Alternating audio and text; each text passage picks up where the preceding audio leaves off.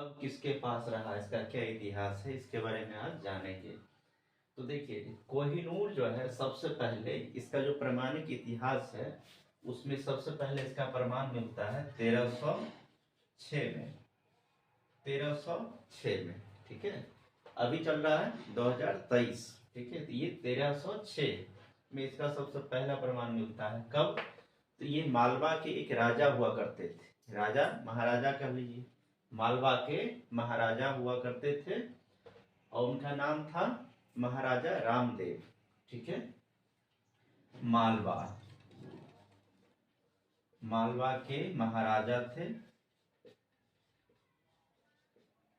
नाम था महाराजा रामदेव,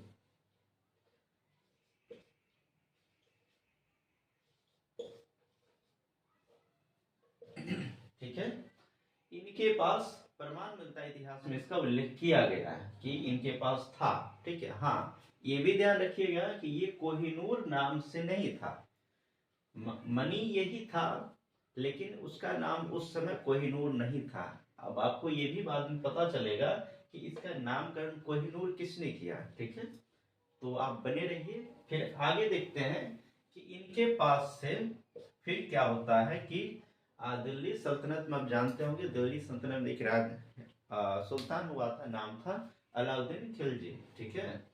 तो वो जो है इस पर अटैक करता है, ठीक है, मालवा पर अटैक करता है और वो यहाँ जीत लेता है, ठीक है। मालवा को पराजित होना पड़ता है और तब वही जो मनी है, यही हीरा उसके पास जाता है। बहुत सारा वहाँ लूटपाट मचाता है, बहुत खून खराबा होता है, बहुत सारा चीजें वहां से लूट ली जाती है, ठीक है। एक तरह से बर्बाद कर दिया जाता है मालवा की राजधानी को, ठीक है।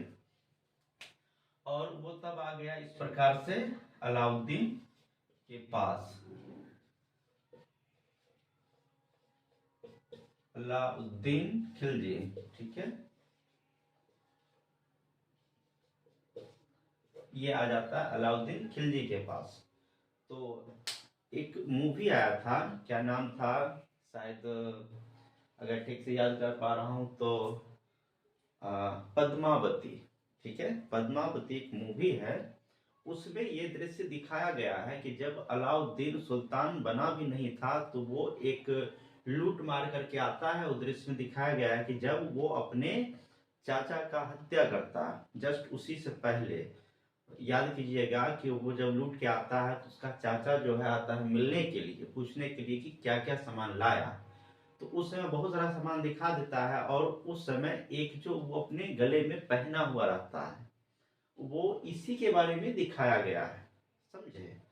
तो वो जो छीन लेता है, उसके गले से जबरदस्ती तोड़ लेता है, वो उसी को दिखाया गया है कि ये यही लाता है। वो कहाँ से लाया था, मालवा को जीत के लाया था। कौन? अलाउद्दीन खिलजी। उस समय वो सुल्तान नहीं था, ठीक है।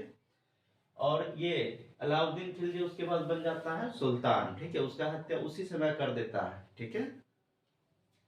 और तब से ये दिल्ली सल्तनत में ही रहता है, दिल्ली सल्तनत, ठीक है।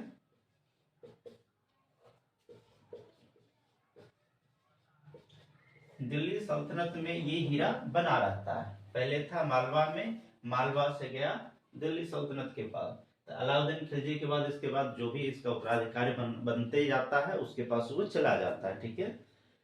और उसके बाद दिल्ली सल्तनत पर अटैक कौन करता है? 1526 में। कब करता है? 1526 में। याद आया कौन किए थे अटैक, मतलब किया था, सॉरी, तो कौन किया था? बाबर ने, ठीक है। कौन किया था? बाबर ने। और इस प्रकार जो है इस पर बाबर का फिर कब्जा हो जाता है दिल्ली सल्तनत पर।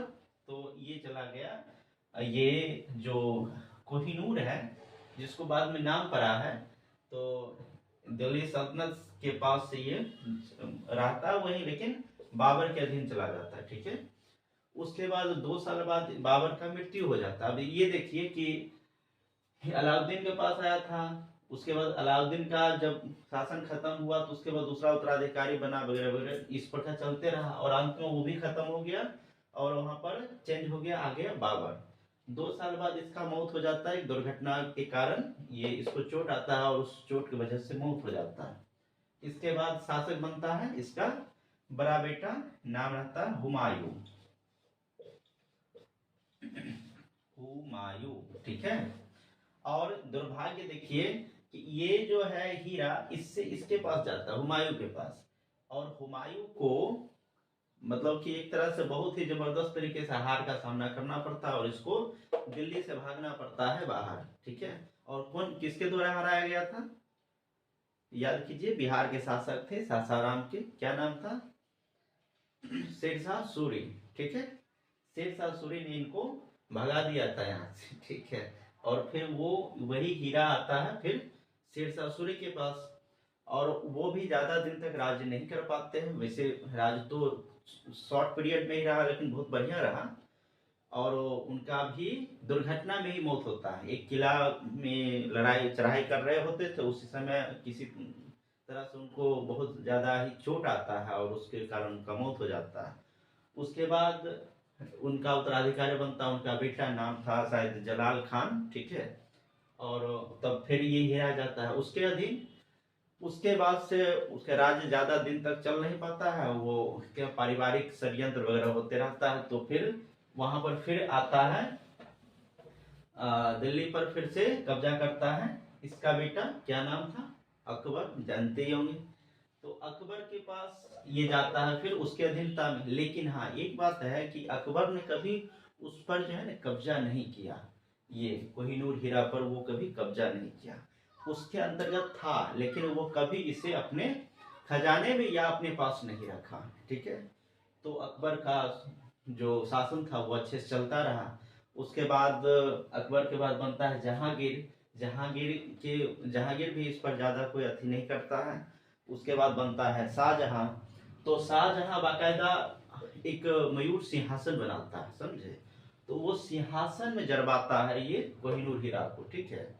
और उस पर उसका यूज वो अपने मतलब कि राजशाही कामकाज में करता है, उस पर बैठने का काम करता है। तो उसके बाद उसका शासन ठीक से नहीं चल पाता है और उसका बेटा जो है कुछ ही सालों बाद उसका बेटा उसको कैद कर लेता है और बहुत मारकाट मचता है चारों भाई में आपस में, और अंत में सब भाइयों को भी मौत के घाट उतार देता है। कौन, औरंगजेब, ठीक है।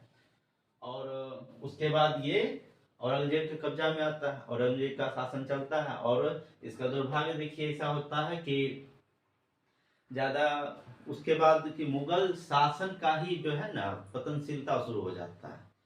और 1707 में औरंगजेब की मृत्यु हो जाती है, ठीक है, मौत। और उसके बाद ये जो मुगल शासन होता है वो बहुत ही लचर स्थिति में पहुंच जाता है और कोई योग्य शासक इसको मिल नहीं पाता है, इसके खानदान में कोई योग्य शासन करने वाला होता ही नहीं है। तब आता है दूसरा दौर